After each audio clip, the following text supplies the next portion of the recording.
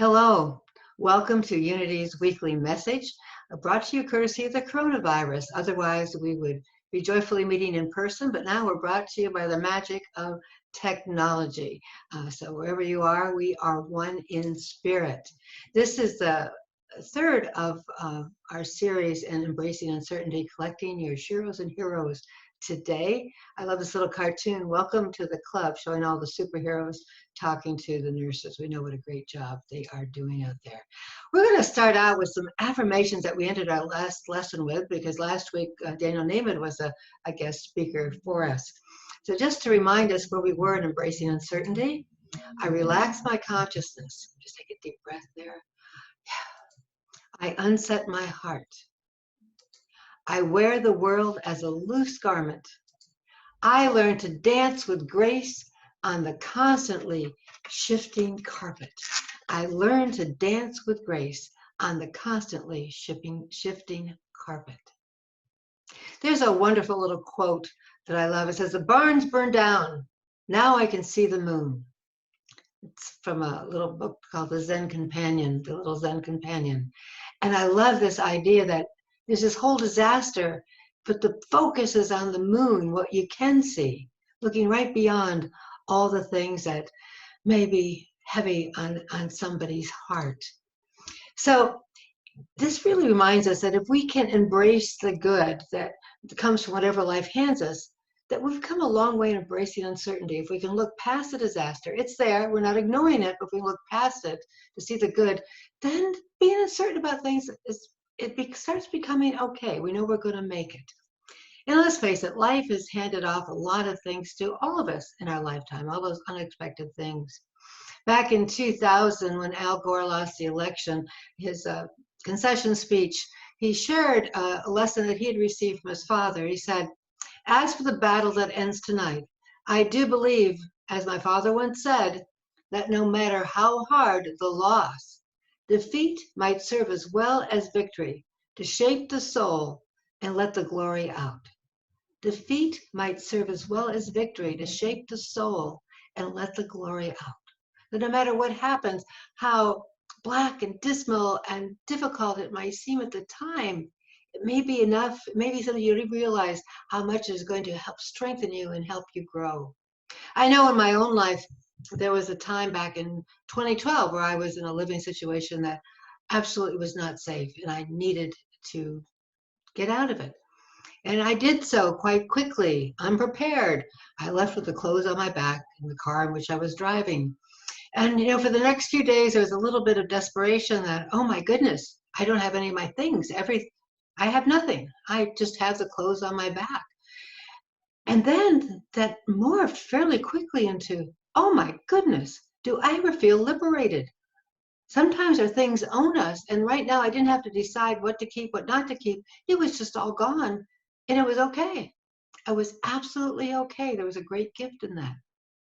Last September, when our church suffered that devastating fire, there was great sadness, great grief in all of our hearts. But in the time since then, I've just seen so many gifts. Our hearts have opened so much wider. We have made connections with people that were close to us, but we never really had the time to physically connect with our neighborhood associations, with the Fledge down the street and the wonderful people that go there. We have made friends and connections that never, or well, at least they weren't happening, and they actually did happen, and they're stronger than I can ever imagine they would have happened if we hadn't had this experience. And now we and the whole world is in the middle of this pandemic. And yeah, it was a little hard to get used to this shutdown, this stay at home, this being careful, this wearing masks. But as we got over the new pattern, the discomfort of it, we're actually finding some wonderful gifts in it. This is springtime. We're getting to actually see and appreciate, slowing down, to see all the signs of spring, the birds, the flowers, the beautiful blue sky, that smell that's in the air, that clean smell of the air in spring. And we're finding new gifts of, I'm actually on Mother's Day last Sunday, we had our first family Zoom meeting, and we haven't had the whole family together to talk because of distances, right? And so to actually be motivated to go ahead and do this, to make this kind of visual connection, which is wonderful, a wonderful heart connection that may not have happened had we not been in the middle of this pandemic. Oh, motorcycle going by. There was a TV show called Breaking Bad. And I'm just using the title. This has nothing to do about a chemistry teacher and Mexican drug lords. But in a little book called Tilling the Soul, Wingate Payne wrote, "Bad is how we see those experiences whose part in our growth we do not yet understand." Bad is how we see those experiences whose part in our growth we do not yet understand. To me, that is really breaking bad. We just don't understand how they're going to play a part in our life, how we're going to grow from it. I think, even from the fire to the pandemic, because of the fire, we had lost our offices. We already had to do things a different way, that we were very prepared for a pandemic that we didn't expect. We did have some skills from the previous situation that really helped us move more smoothly into the current situation. So I'm another name that I sometimes call that is an AFGO. That AFGO is abbreviation for another fine growth opportunity. Some people say another frustrating growth opportunity. There's other F words people put in there, but whatever you want to call it, it's one of those growth opportunities. Because when our ego gets involved, very often we feel this defeated and we start making up these stories, the what ifs, the awfuls, it's like a snowball going downhill about how bad this is going to get. We just keep focusing on the worser and worser and worser. But when we shift, knowing that there's a growth opportunity here, our soul vision takes over, if you will. And we start beginning to ask ourselves, what do I have to learn? How is this going to strengthen me? How is this going to change me? How is this going to help me grow in ways that maybe I never would have expected? So I'm going to share the screen again because I'd like to do some affirmations with you on this. Let's see. There we go. So whatever happens in my life, I will learn to grow from it. Whatever happens in my life, I will learn to grow from it. I will find a way to make it enrich my life. It's all happening perfectly. Now, take a breath after. It's all happening perfectly, because perfectly doesn't mean according to our script. Perfectly doesn't mean it's stress-free, worry-free. Perfectly means it's part of a process that we are a part of. And finally, I see the moon. I see the moon. No matter what happens, we are looking for that light. We're looking for that vision. We're looking for the beauty. We are looking for the gift. Worry-free, stress-free. I don't know of anyone who lives a life that way. And even those people that may inspire us as what we might call spiritual leaders, none of them that I can think of ever had a worry-free or stress-free life, nor did they teach that if you did this and that, that's what would happen. I think of Jesus. He lived under a time of oppression, the Roman rule over the Jews. And he certainly had a lot of struggles with the politics of the time. He had a lot of struggles with the cultural laws of the time. He was constantly breaking the norm, if you will, turning over the tables. Buddha, though he was raised in a very rich and exclusive family, he went out secretly among the people, and he noticed that in life that there was a lot of suffering, that people suffered, and he wanted to find a way to help them move into a spiritual awakening, a soul awakening, to help them through those times of suffering, those times of the dukkha of life. And then I think about somebody like Gandhi, who just created a great movement as he helped his country fight for independence from Britain. But in that fight, there was a struggle, and during that time, he went on fasting, he went on marches. It was not stress-free and worry-free by any means. One of the other spiritual leaders, modern day one, Gandhi. I look at this man who is so peaceful, taught peace, great compassion and community, and yet he was exiled from Tibet. To live in exile and to not certainly a lot of stress and worry about that, and to not be into a state of anger and fighting and I'm the victim here. I was doing nothing and I was kicked out of my country. No, he found a way to really go into peace with that. We have so many ways to learn in life. Sometimes we learn through health, sometimes we learn through illness. Sometimes we learn through poverty. Sometimes we learn through wealth. Sometimes we learn when we're filled with joy, and sometimes we learn when we are depressed and just down in the breakers. And this is not to minimize the pain, the desperation, the hurt, the horrors, if you will, of some of the things that happened in our life. But what it does do is remind us that we always have the choice. We have the choice of choosing our attitude. Because really, embracing uncertainty is really about finding a way to claim a freedom for us, the deepest, most fabulous kind of freedom possible. Alan Watts, he was a writer who was instrumental in bringing Eastern philosophy to the West. He said that freedom is like a gem that shines with equal brilliance in all surroundings, in the mud and on the velvet. That the sense of freedom, we choose the freedom to decide how we are going to go forward in a situation. That freedom doesn't matter if everything is falling down, the barn has burned, or if everything is a brilliant sunrise. Our freedom really shines forth through all of that. So I want to share a couple stories with you about some heroes, maybe well known to you. I hope you will be inspired by the stories as much as I have been in my life. Excuse me. The first one I wanted to talk about was, speaking of victors, was Viktor Frankl. Viktor Frankl wrote The Meaning of Life. He was in a concentration camp during World War II. He basically lost his family during that. He suffered untold horrors.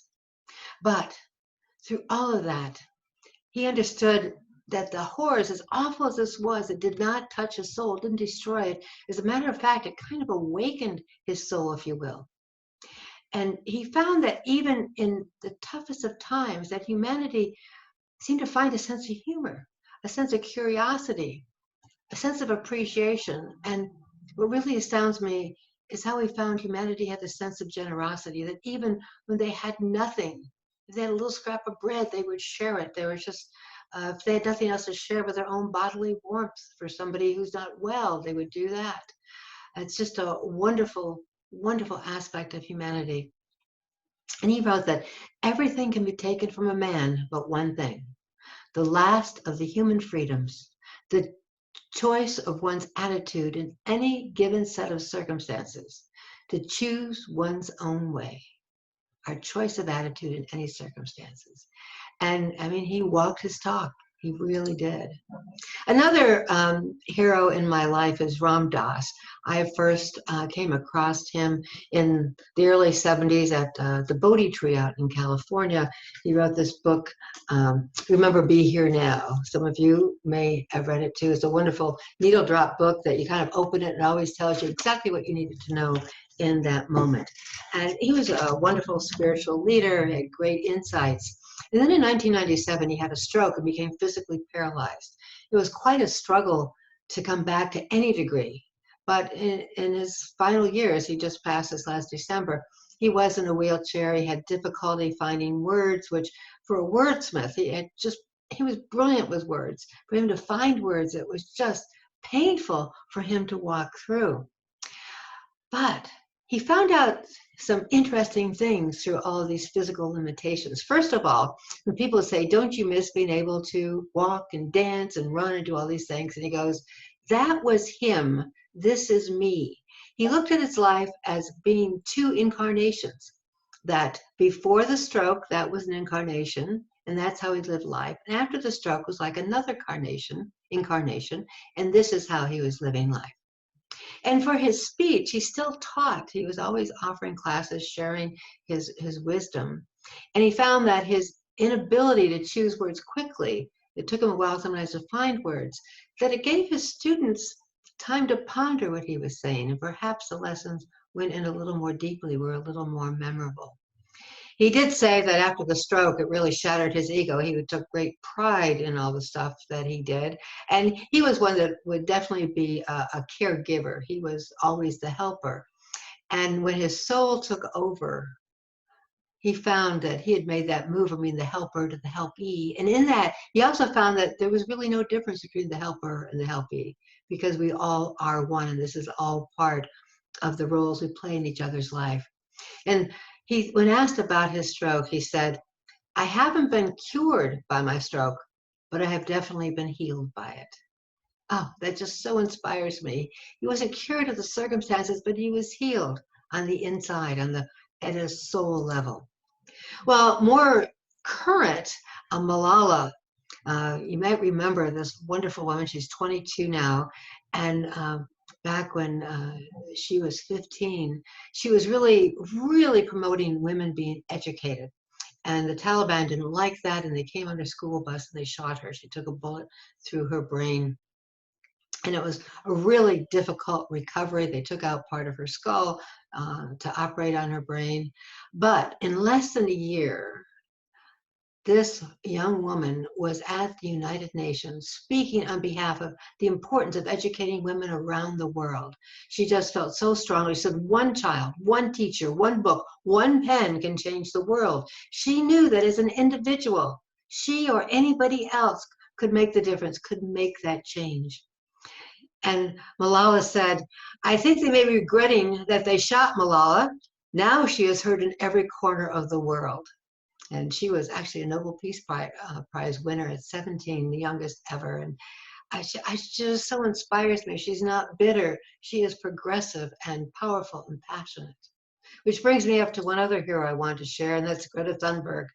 She's 17 now, and what an amazing young woman she is. Margaret Atwood, the author, calls her the Joan of Arc of the environment. And you may not know this about Greta, but she has Asperger's syndrome. She also has an obsessive compulsive disorder. Now, most people that would have these mental conditions might feel shame, might feel limited, but Greta calls them her superpowers. These are her superpowers. And she started out, she was so upset about the environment that she couldn't even eat. She was so depressed. And so her parents finally started making changes in the environment of the food that they ate. They stopped taking planes just to get her daughter to eat, to get out of the depression, not necessarily to save the world. But when Greta saw the impact she had on her parents, she realized that she could change the world. And now she has organized these student strikes about the environment. She was the Times Person of the Year. And the line I remember from her speech is, "How dare you? How dare you? You have stolen my dreams." And Greta, I know, has an impact on me that this one young woman really can change. She changes the way that I think. And so I know there's others too. So she is one of my heroes. This week, I'd really encourage you in this time that we're all at home to collect your own heroes. I love this shot here with all the superheroes, and there's the medical staff walking down the hall. And boy, have we all learned how important a medical staff is. We also learn our heroes are people, the cleaning staff that are going through, not just in the hospitals, but in restaurants, in offices, every place that we might go to keep things safe for us. And each one does what they do for their own personal reasons. And as we can talk to them and learn about them, we can learn and grow from their experiences. We really, really can make a difference in our life in so many different ways. And also, I'd encourage you to be your own hero, that when the barn burns down, find the blessings, find the moon, whatever that might be for you, wherever that light is for you, that find another fine growth opportunity. We've seen this happen time and time again. Carolyn Lightner, who started Mothers Against Drunk Driving, we refer to it as MAD, and her daughter had been killed from a drunk driver. And now she started this movement that has literally saved thousands of lives by having drunk drivers kept off the road. There's another person who became a hero. The Polly Klaas Foundation was started by Mark Klaas after his child was abducted and killed. And his foundation now educates people about how to watch for violence against children and how to stop it. So there's an education arm. Also, he helps people find kids that have been lost, and they have an 85% recovery rate. I mean, it's just astounding the work that he has done. Susan Jeffers, who wrote the book Embracing Uncertainty, wrote this book right after 9/11. And she talks about what New York was like after that. And there was certainly devastation. There was pain. There was depression. There was all the horrors of any kind of attack. But she noticed that fairly quickly, all of a sudden, she noticed that there was so much kindness, there was so much compassion, there was so much reaching out. People were just being different with each other in such extremely kind ways. People looked at each other and saw each other in ways they didn't before then. And so as we learn to be our own hero in this pandemic, it will mean something different for each of us, but finding what the gift is as we have been slowed down. So we're staying in place so we can have that soul searching choices for everything that's going on in our life. So spiritual practice for this week is to train ourselves to find the blessings. For every thumbs down, for every yuck, that's awful, I don't want this to happen, find the thumbs up, find the gift in it, find the blessings. And YOU, when I used to work with them, if somebody did a put down, said something nasty about somebody, we'd require them to do 3 put-ups. So every time you catch yourself saying, this is awful, see if you can find 3 wonderful things in it. And you'd be surprised, you probably won't even be able to stop at 3. So that's it. Be a hero this week. See the moon. I'm going to share with you, as to close up, a song here by Sue Riley called Everyday Heroes. I hope you enjoy it.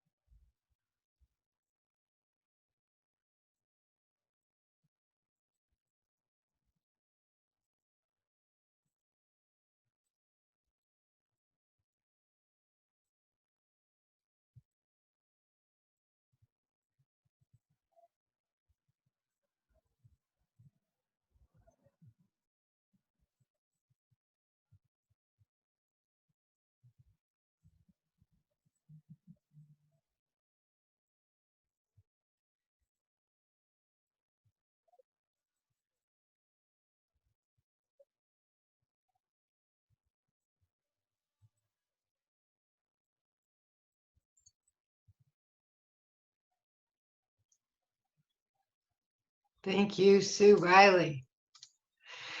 Now's the time that we celebrate our prosperity. And first of all, I have to thank everybody who has been so generous in supporting this ministry, especially during this time of the pandemic where we can't get together in person.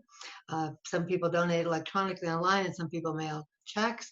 And I do want to say that, boy, I'm excited that we are supporting this quarter your choice of Haven House with some of our tithes monies, because they support Lansing families. And there are some families that really need our help during this time. So I invite you to just take a moment and think about the many blessings that you have in your life, the many gifts that have come your way. Maybe they've come out of an AFGO, maybe they've come out of the blue, but just open your heart to appreciate the truth of those gifts as we bless our gifts together. Divine love through me blesses and multiplies all that I am, all that I have, all that I give, and all that I receive. I praise, give thanks, and am glad. And so it is. Amen. Unity is on demand. You can binge watch us if you haven't seen the opening yet. Winnerly shares If I Were Brave, great song by Jenna Stanfield. There's a meditation that you can partake in, and we have a little bonus this week. Casey Miller is putting together little short vignettes for youth and family ministry lessons, good for adults, good for kids, and great to share together. And she's doing a session on peace. So take advantage of that too. Thank you for being with us. And oh, yes, and we have fellowship today at 10:30 if you're doing this on the watch party. God bless.